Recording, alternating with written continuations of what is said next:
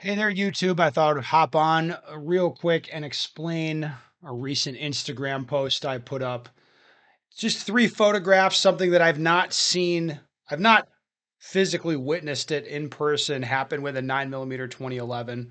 But I put up a picture of, oh, this is not so good. It's there we go, of a exploded case with the primer looking messed up, a staccato with some blood on it, and a guy's hand all bandaged up. Pretty saucy stuff. So I thought I would explain what happened because it was something I haven't seen in person.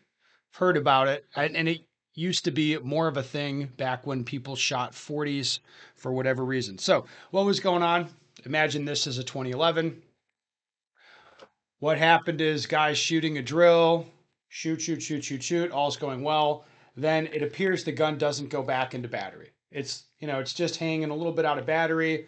He's pulling the trigger, pull, pull, pull, doing that whole thing. Trigger is dead, gun's not working. Then he keys in, he's like, oh, the gun's not in battery. I gotta do something, gotta fix this. Tries to jack the slide back, thing's not moving. Okay. Then he dismounted the gun, jacked the slide harder. And I was kind of watching. I was like, I don't see his finger in the trigger guard. It's all good. You know, no reason for me to step in and say anything. The guy he's I think a pretty experienced police officer. He's shooter. So he's like, oh, he's going to fix it. And then he jacks the slide. I see the slide start to move, and there's a detonation. Like the gun goes off, and it was just kind of like, whoa, that was interesting.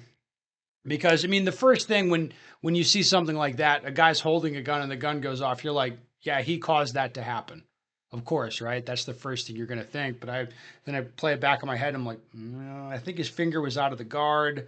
He didn't appear to be hurt. I mean, the slide smacked him in the hand pretty good, but he didn't appear to be hurt or anything. It was like, huh, what the hell happened? The staccato was locked up. We couldn't move the slide anymore. The piece of brass was like blown out and deformed. It didn't look like it was in a chamber when it went off. And then looking at the primer, it was like super deformed. Looked like it had been run into the ejector or something, and like that is what had caused it to go off. Um, anyway, that's what you're looking at on the Instagram post. As I know that people love it when I just put up photographs like that and then don't provide any context or information. Uh, that is what went down. Now that's a thing that can happen. Like 2011s are known to like do that. Like have the like as people unload them, they can get a detonation. But that was, I mean, to my recollection, that was more of a thing with the 40s. Like it was just easier to do that. Like let's go to some of the comments on this on Instagram. Don't cheap out on ammo. Like that's one of the comments got a bunch of likes. It was like I'm not sure that the ammo was related to this. Another one, hand over the ejection port while clearing a round slash unloading. Early gen Glocks did it if the primer struck the ejector. Hope the injury was minor. Yeah, so I mean, I think Todd Jarrett had like two detonations that injured his hand at. I mean, not at the same time, but over the course of his career, I believe he's talked about having two. Yeah, another comment. 40s were notorious for that. Yep. Yeah, the interesting thing this was during remedial action clearing a malfunction. The guy did. I mean, me watching him, he was just trying to get the gun functioning again. I don't really think he did anything wrong. Um, 9mm major find its way in or something. Brass blowing up like that doesn't seem like it would be a gun issue, but then it wouldn't be the first time a 2011 did something wild. Yeah, so the brass you're looking at that's super deformed. That's because it wasn't chambered when it detonated, right? There was no support around the brass, so it just kind of like did that whole thing. Staccato ammo? Question mark. No, I don't believe it was. Um, Hope you're okay and heal up quickly. It's not my hand. Was it a reloaded round? No. I hope you do a video explaining what happened. I'm on it. Extractor strikes are awesome. Is one of the comments. Like, yeah, yeah, they are. Let's see if there's any other interesting stuff here.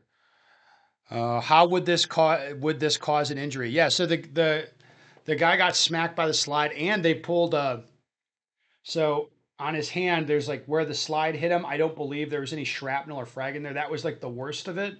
But then they tweezered some brass fragments out of his fingers, one of his fingers or maybe two.